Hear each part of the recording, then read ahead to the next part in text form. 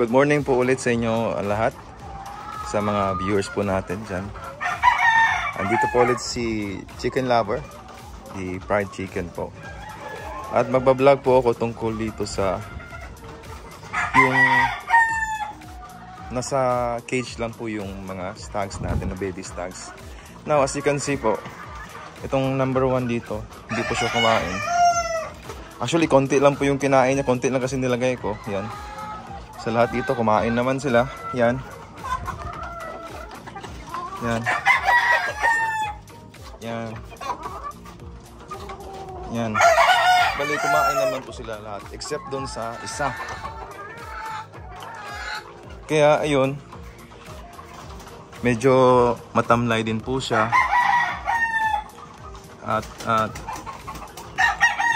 hindi po talaga siya, ayaw niya talagang kumain o gumalaw man lang po. So ngayon po, i-diagnose natin kasi wala naman tayong veterinaryo na kakilala. Kailangan nating tingnan kung anong naging rason. Actually po, napansin ko na to kahapon pa ng hapon nung tiningnan ko siya. Kaya tara po at tingnan natin kung maagapan ba natin to. At sana maagapan pat hindi mamatay. Kaya ito po, sa unang tingin pa lang po, yung mga mata niya, medyo sa paligid ng mata niya, medyo malalim po. Meron pong senyales ng dehydration. Tapos nung chinek ko naman kung may sipon ba, wala namang sipon o ubo. Yan. Pagka inamoy ko po yung sa bibig niya o sa may ilong, wala naman pong baho po, umabaho na ibang mabaho. Tapos napansin ko medyo compared sa iba, magaan siya. So tingin ko nag-exist na to na condition na around 2 to 3 days ago. Tapos tingnan nyo, bagsak mismo yung kabilang pakpak niya. Siguro yung kabila din babagsak din po. Tapos nung tinignan ko yung ipot niya, medyo maitim po. Medyo mapuan. Bali, yung edad po nito is around, magti 3 months na po ito ngayong September 25 po. Medyo, ayun, tingnan nyo po, malalim po yung mata. So, hindi naman po ako veterinaryo, pero sa tingin ko po, may problema po ito sa digestion or sa tiyan niya po. Ayun. Nung chinek ko din, meron pa din konting laman yung pagkainan niya. Lagayan ng pagkain yung pouch niya. Bale, baka may problema to sa digestion po. So yun, sariling sikap lang na tayo. Bibigyan po natin to ng gamot. Una sa lahat po, hindi po ako endorser ng Excellence po, pero ito po yung nakita kong gamot na para sa tiyan. Ito po, indikasyon para po sa colibacillosis, pag-ipot ng salmonellosis, may kasamang dugo coccidiosis, tsaka yung foul cholera po. Actually, pag yung sa iba dyan na nakagamit na nito, yung Tepox 48, mahirap siyang i-dissolve sa tubig. At papansin nyo, pag kahit minix nyo, andun pa rin yun sa baba. Kaya nakita kong diskarte is gumamit po yung isang kapsula ng amoxicillin. Ito po. Tapos, yan. Itatapon ko po yung konting laman nito. Kahit kalahati lang nito po. Yan. Kalahati lang. Para meron ding antibiotic din sa katawan. Kung mayroon mang problema dun, makakainin dun siya ng amoxicillin. Tapos, ito po. Lalagyan ko ng Tepox po yung capsula. Actually, ito lang po yung nakita kong diskarte. Paano ko ma-resolve yung... Kasi pagka gumagamit ng Tepox, papansin nyo, hindi talaga siya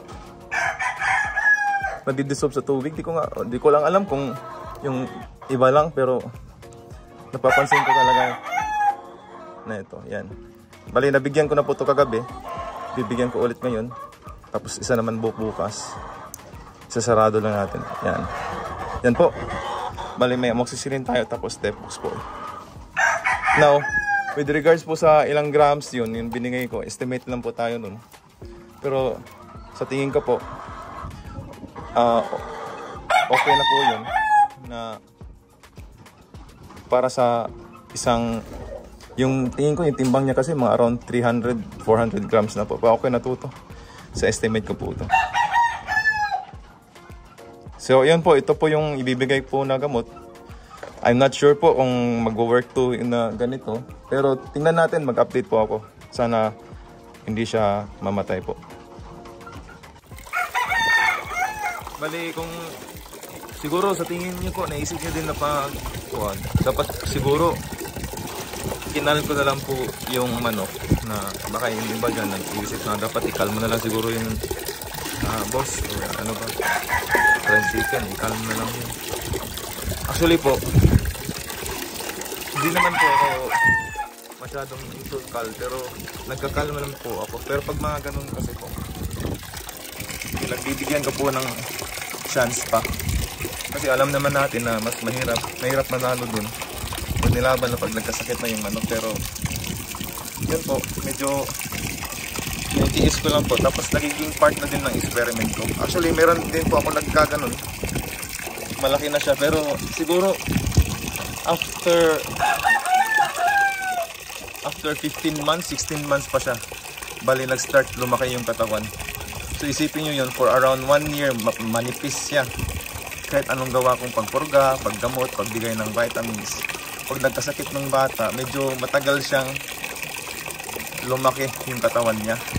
Pero nung pagdating ng mga after 1 year, lumaki naman po siya. So sa tingin ko, kung ilalaban mo ng stag, medyo tagilid ka talaga dun pag stag. Pero kung gusto niya namang ilaban ng cup, yan, pwede naman po. Depende na po sa gusto niyo po. Pero ito sa akin, hindi ko muna ikakalto, magiging eksperimento din. Tingnan ko kung gaano katagal lumaki o makabawi yung katawan nung nagkasakit na yun. Tingnan natin po kung makakabawi ba yun o ilang months ba makabawi. So yun po, yun yung say ko po dun. Bali, yun yung magiging plano ko dun sa nagkasakit. Sana gumaling siya. Actually meron din nga akong sipon dito. Mga 1 month ko nang ginamit ko na lahat, yung mga Elspec, Inambran. Pero sige, tinitiis ko naman po sila. So yun po, medyo ito nga pala yung ginagawa ko. Hindi ko naman ginagawa to araw-araw, pero siguro mga once a week po. Tubig lang, tapos lalagyan ko ng Sunrox, disinfect lang din ng pagkain. So yun po, medyo mahaba na yung discussion natin. Actually nagulat din ako na nagkakasakit pa rin po pala kahit naka-enclose na sila, hindi na-expose sa mga dumi-dumi. Pero yun, ganun talaga po. Ganun talaga yung pagmamanok. Kaya sa inyo po, happy Sunday po sa inyong lahat at magandang umaga po ulit. Ako nga pala si Fried Chicken, ang chicken lover po. Magandang umaga po.